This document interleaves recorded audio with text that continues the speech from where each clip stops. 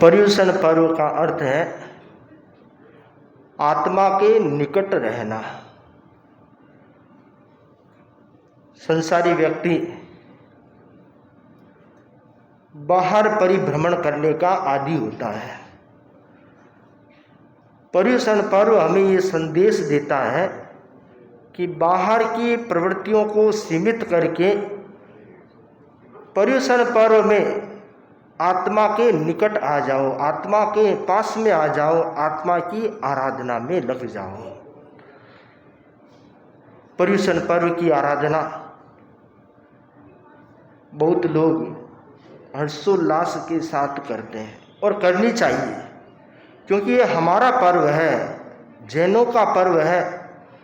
और 2500 वर्ष पूर्व भगवान महावीर ने जो पर्युषण आराधना का प्रकल्प चतुर्विध धर्म संघ के सामने रखा, वह पर्व अनवरत गति से चतुर्विध धर्म संघ मनाता आ रहा है और मना रहा है। तो ये पर्व जो है ये हमारे उल्लास की अभिव्यक्ति, आध्यात्मिक उल्लास की अभिव्यक्ति का क्षण है। अगर किसी व्यक्ति के भीतर में पर्युषण आने से भीतर में उल्लास नहीं उत्पन्न होता है, आत्मा आराधना के लिए भावना नहीं उत्पन्न होती है, तो समझना चाहिए कि उसके भीतर जैनत्व के संस्कारों की कमी है। अगर हम जैन हैं तो हमारे भीतर में अपने आप उल्लास उत्पन्न होगा। अगर पर्युषण आया है, हम पर्युषण की आराधना करें। दुनिया भर के पर्वों की आराधना की और पर्युषण पर्व की आराधना नहीं की तो सब कुछ व्यर्थ है। पर्युषण पर्व सिरमौर पर्व है, सभी में श्रेष्ठ पर्व है, सबसे ऊपर पर्व है, क्योंकि ये पर्व जो है वो व्यक्ति को आत्मा से परमात्मा से जोड़ता है, आत्मा को परमात्मा से जोड़ता है, शरीर से ध्यान हटाकर आत्मा की ओर ले जाता है। पर्युषण पर्व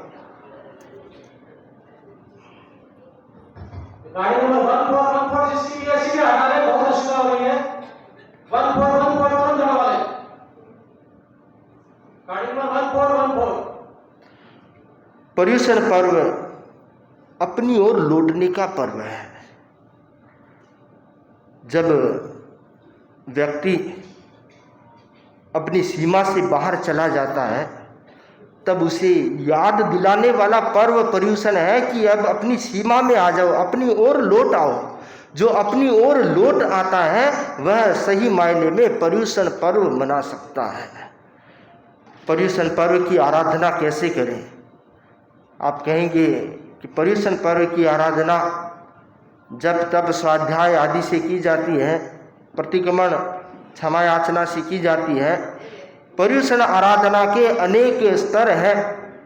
बताया गया कि पर्युषण आराधना के 3 स्तर हैं और उनमें सबसे पहला जो स्तर है वह है पाप प्रवृत्ति का त्याग।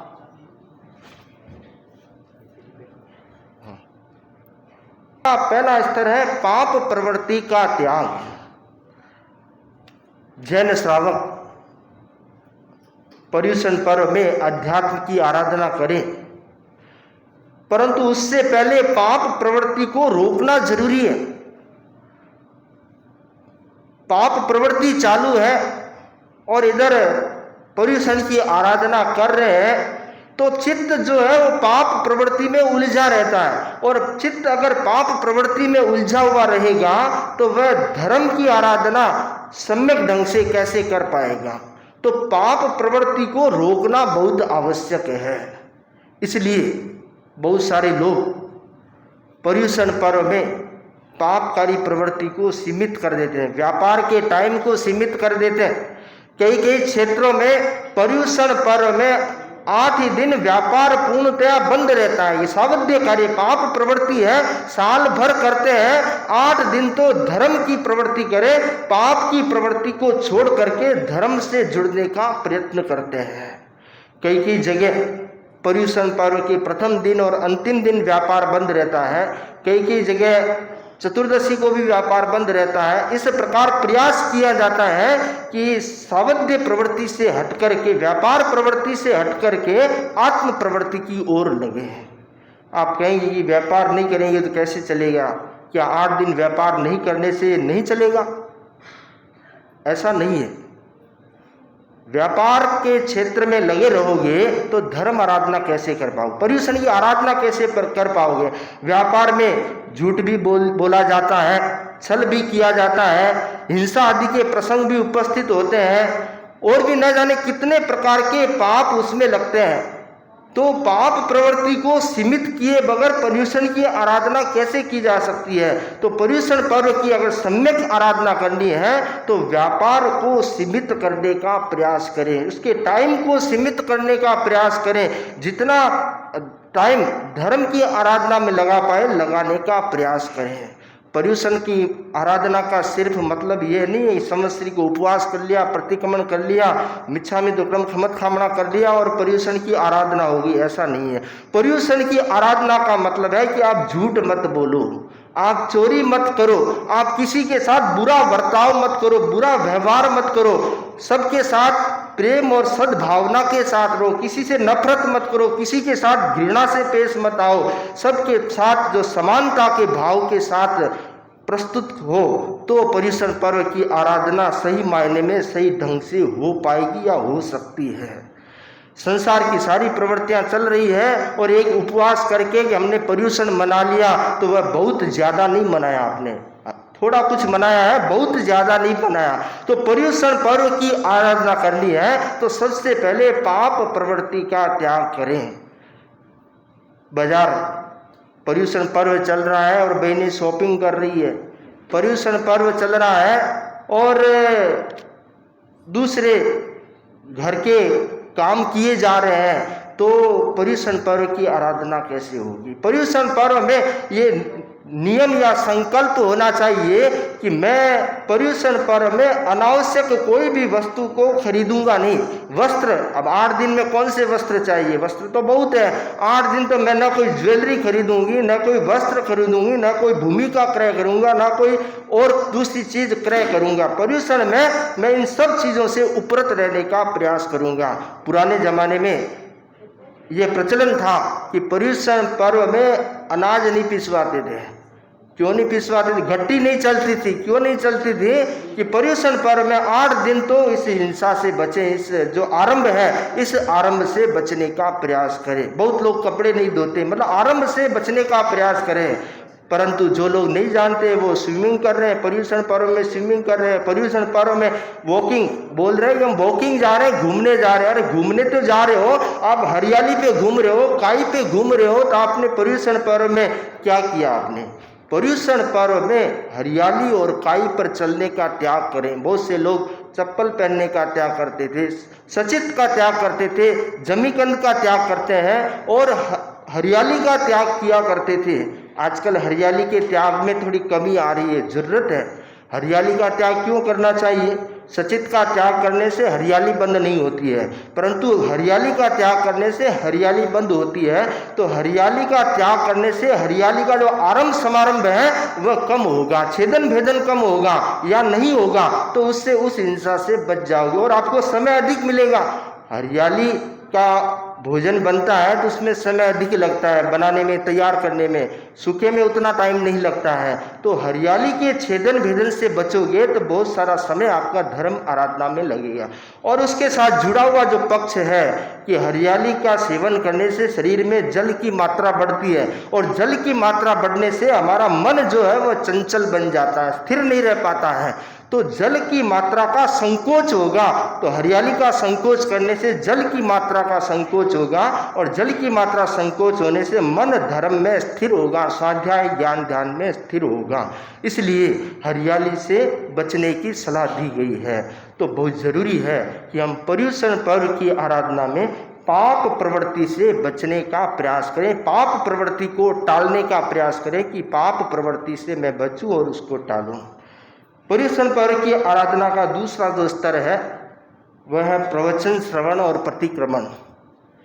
प्रवचन श्रवण बहुत ही महत्वपूर्ण है, क्योंकि पर्युषण पर्व में भगवान महावीर का जीवन दर्शन बांचा जाता है, सुनाया जाता है।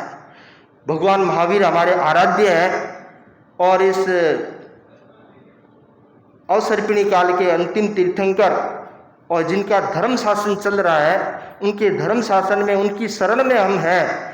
तो हमारा ये दायित्व बनता है कि पर्युषण पर्व में हम भगवान महावीर की जीवन गाथा को सुने, उनके संदेशों को सुने, उन्होंने जो शिक्षाएं दी है उनको सुने और उनको सुनकर के अपने जीवन में अपनाने का प्रयास करें।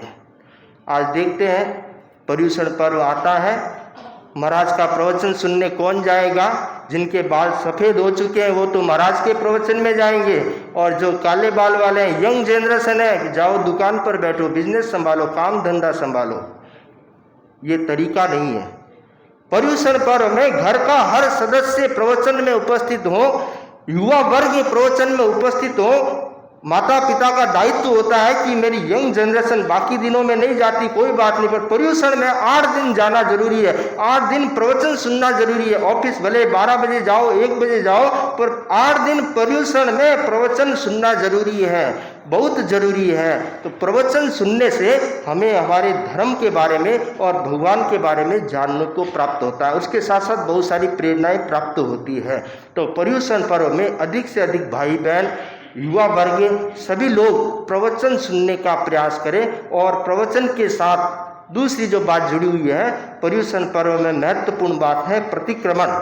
हर श्रावक श्राविकाओं को प्रतिक्रमण में शामिल होना चाहिए। आपको प्रतिक्रमण आता है तो आप स्वयं करें, आपको प्रतिक्रमण नहीं आता है तो दूसरों से सुन के करें, पढ़ के करें, कैसे भी करें, परंतु प्रतिक्रमण की चर्या में शामिल होना चाहिए। प्रतिक्रमण आप संतों के सानिध्य में भवन में करें, अपने घर में करें, दुकान में करें, अपने अपने क्षेत्रों के सभा भवनों में करें, परंतु प्रतिक्रमण हर दिन, पर्युषण में हर दिन प्रतिक्रमण होना चाहिए। तो जो प्रतिक्रमण करता है तो उसके मन में ये भावना है कि मैं जैन हूँ और मुझे पाप से बचना है, पाप का प्रायश्चित करना है। अगर प्रतिक्रमण की कोई अवधारणा दिमाग में नहीं होती है, करने की भावना नहीं होती है, समय नहीं निकाल पाते हैं, तो पर्युषण पर्व की आराधना अधूरी रह जाती है। पर्युषण पर्व जो है वो वॉशिंग मशीन की तरह है। वॉशिंग मशीन में कपड़े डालते हैं, धुलाई होती है, कपड़ों की मैल निकलता है। तो ठीक उसी प्रकार पर्युषण पर्व हमारे मन और मस्तिष्क की धुलाई करने का पर्व है, और उसका एक माध्यम जो है वह प्रतिक्रमण है। तो सभी लोग, छोटे बड़े, छोटे बच्चे भले 2 साल का बच्चा है उसको भी पास में लेकर के प्रतिक्रमण सुनो, प्रतिक्रमण को पढ़ो, देखो, तो प्रतिक्रमण से व्यक्ति के चित्त की शुद्धि होती है। तीसरा जो आराधना का स्तर है वह है तपश्चर्या। पर्युषण पर्व में तपश्चर्या करें, तप करें। बहुत सारे लोग ऐसे हैं जो पर्युषण पर्व लगता है और 28 का प्रत्याख्यान कर लेते हैं, 8 दिन तपश्चर्या, 8 दिन 28। और बहुत सारे लोग 64 प्रहरी पोषद करते हैं। पर्युषण पर्व में 8 दिन का पोषद, पूरा पोषद उतना नहीं कर पाते, कोई बात नहीं, परंतु जितना हो सके पर्युषण पर्व में तपस्या का कोई न कोई रूप जरूर अपनाना चाहिए। भले एकासन करो, पोरसी करो, नौकारसी करो, भले द्रव्यों की सीमा करो, भोजन का संयम करो, भले उपवास नहीं होता है कि 2 बार खाया तो 2 बार में भी द्रव्य सीमा कर दी, समय की सीमा कर दी, 15 मिनट से ज़्यादा नहीं भोजन करूँगा। इस प्रकार स्वयं को भोजन से थोड़ा दूर करने का प्रयास करें। कई लोग क्या होता है, आसक्ति प्रबल होती है, भोजन की आसक्ति प्रबल होती है कि भाई हरियाली तो खाना नहीं है, सूखी सब्जियां बनाना है, परंतु सूखी सब्जियों में भी क्या करते हैं, ड्राई फ्रूट डाल देते हैं, घी का इस्तेमाल बहुत ज़्यादा करते हैं। तो अरे आपने किया क्या? जो चीज़ छोड़ना है वही अपना लिया वापस। आपको गरिष्ठता से दूर होना है। भोजन सिर्फ शरीर के निर्वाह के लिए करना है, न कि टेस्ट के लिए करना है। पर्युषण पर्व में अगर भोजन करना पड़े तो उसका उद्देश्य टेस्ट नहीं होना चाहिए, उसका उद्देश्य सिर्फ शरीर का निर्वाह होना चाहिए। तो भोजन में भी इस बात का ख्याल रहे कि मैं खाद्य भोजन का संयम हो, हर प्रकार से संयम हो, गरिष्ठता उसके भीतर ना आए, जिससे पर्युषण पर्व की सही आराधना हो सके। भोजन का संबंध हमारे शरीर के साथ, पूरे शरीर और मन के साथ जुड़ा हुआ है। हमारी जीभ तो छोटी सी है, स्वाद वह अकेला भोगती है, जीभ भोगती है, परंतु उसकी सजा पूरे शरीर को मिलती है, किसी न किसी रूप में सजा मिलती है। तो पर्युषण पर्व ये संदेश देता है, पर्युषण पर्व का पहला दिन ये संदेश देता है कि खाद्य संयम हो, भोजन संयम हो। द्रव्यों की अवधारणा में जो केंद्र द्वारा निर्देशित नियम है, उसमें एक नियम है कि 9 द्रव्य से अधिक न खाएं। 9 द्रव्य नियम यहाँ लिखे हुए हैं, 9 द्रव्यों से अधिक खाने का त्याग। तो द्रव्यों की सीमा करें। कुछ लोग क्या करते हैं, खाने तो 9 द्रव्य ही है, परंतु 20-30 द्रव्यों को मिला लेते हैं कि 9 द्रव्य में मिला करके, अर्थात आसक्ति छुटी नहीं। खाना तो है वह चीज़ खाना है, अलग अलग नहीं खा के मिलाकर खाना है, नहीं, ऐसा नहीं करना चाहिए। सहज रूप से जो बना है घर में, उसी में से 9 द्रव्य गिनकर ले लिए या कम ले लिए, 2 द्रव्य 5 द्रव्य जितना संभव हो सके उससे संतोष करके चलाए। तो कोई 9 दिन 8 दिन में कोई प्राण तो निकलने वाले नहीं है, कम खाएंगे तो कहीं जाने वाले नहीं है, संभव होता है। तो संयम मूल उद्देश्य, 9 द्रव्य का मूल उद्देश्य है कि वस्तुओं की सीमा करना, वस्तुओं का संयम करना, आसक्ति का संयम करना, आसक्ति को छोड़ना। अगर वह उद्देश्य पूर्ण नहीं होता है तो 9 रखो, 3 रखो, 5 रखो, क्या फर्क पड़ेगा। तो जरूरत है कि हमारा मूल उद्देश्य ध्येय संयम का है, वह संयम सफल होना चाहिए, साकार होना चाहिए। द्रव्य की अवधारणा में वर्तमान में एक नियम बना हुआ है कि कोई वस्तु 2-3 वस्तु मिक्स हुई है तो 5 मिनट बाद में उसको एक द्रव्य माना जा सकता है, भले अग्नि संस्कार हो या नहीं हो। मतलब 5 मिनट हो गए मिले हुए तो उसको एक द्रव्य माना जा सकता है। अगर 5 मिनट नहीं हुए हैं तो उसको जितने चीज़ डाली हुई है उतने द्रव्य मानने होंगे। तो बहुत ज़रूरी है कि श्रावक समाज में छोटे बड़े बच्चों को सबको द्रव्य सीमा का प्रशिक्षण दे कि पर्युषण में द्रव्य सीमा हो। और भोजन के लिए हम बाहर पर्युषण पर्व में हालांकि नहीं जाते होंगे, फिर भी अगर कोई कहीं जाता है, कोई किसी का बर्थडे आ गया, किसी का कोई फंक्शन आ गया, कोई पार्टी हो गई, तो होटल में जाने का संपूर्ण रूप से त्याग रखेंगे। पर्युषण में बाहर का भोजन नहीं करेंगे, होटल का भोजन नहीं करेंगे, या ऐसी जगहों पे नहीं जाएंगे जो भोजन हमारे पर्युषण पर्व की आराधना में विघ्न डालता हो। तो पर्युषण पर्व में बाहर के खाने से बचने का प्रयास करें। कई लोग क्या कहते हैं कि महाराज हम होटल में जाकर तो नहीं खाते, पर होटल का खाना घर पे मंगा लेते हैं। कान इधर से पकड़ो चाहे इधर से पकड़ो, घर की परिस्थिति हो तो अलग बात है, परंतु शौकिया तौर पर होटल के भोजन का पूर्णतया त्याग रखने का प्रयास करें पर्युषण पर्व में। तो पर्युषण पर्व की आराधना के 3 जो सूत्र हैं, सबसे पहला सूत्र पाप प्रवृत्ति का त्याग, दूसरा है प्रवचन श्रवण और प्रतिक्रमण, और तीसरा है तपश्चर्या।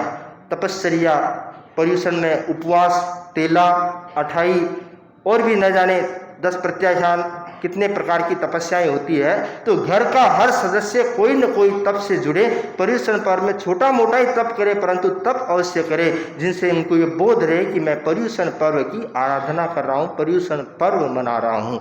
तो पर्युषण पर्व हमारा महान पर्व है और इस महान पर्व को मन, वचन और काया के साथ जुड़ करके मनाने का प्रयास करें।